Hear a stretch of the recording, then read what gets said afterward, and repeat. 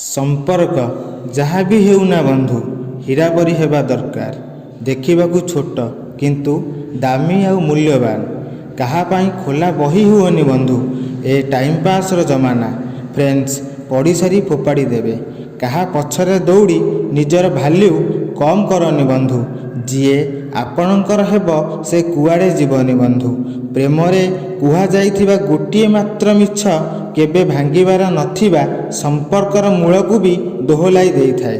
जहा पाखरे अधिक ऑप्शन थाए ना बंधु से कौनसी जनकर फीलिंग्स को बुझी पारि न थाए।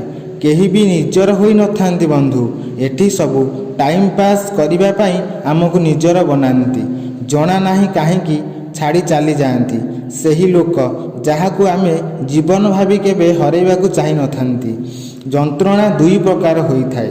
गोटिए आपण को कष्ट देई थाए आउ अन्यटी आपण को बदलाई देई थाए। प्रेम कहा पाही बिक्री होई न थाए बंधु किंतु मनीष निजर स्वार्थ पाई बिक्री होई जाए। कहा को केते भी सच्चा प्रेम करना बंधु।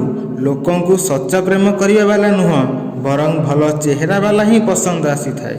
किछि स्मृति बंचिबाकू देई न थाए आउ किछि दायित्व मरिबाकू देई न थाए। जेबे समय खराब आसे ना बंधु तो लोक हाथ को नुह भूल को धरी थांती। सच्चा प्रेम क्षणिक पाई हेउ पछे किंतु अनुभव सारा जीवन पाई देई जाई थाए। इज्जत समस्त को दरकार किंतु लोक फेरैबा पाई भूली जाती। सही नारी जड़े पुरुष सहित घंटा घंटा धरी कथा होई थाए जेबे से ताकू भल पाए आउ ता पाखरु किछि चाहू थाए। भरोसा आउ प्रेम एई दुई जण एमिति पक्षी जदि सेथिरु केही जणे उड़ी जाए अन्य जणे आपे आपे उड़ी जाई थाए।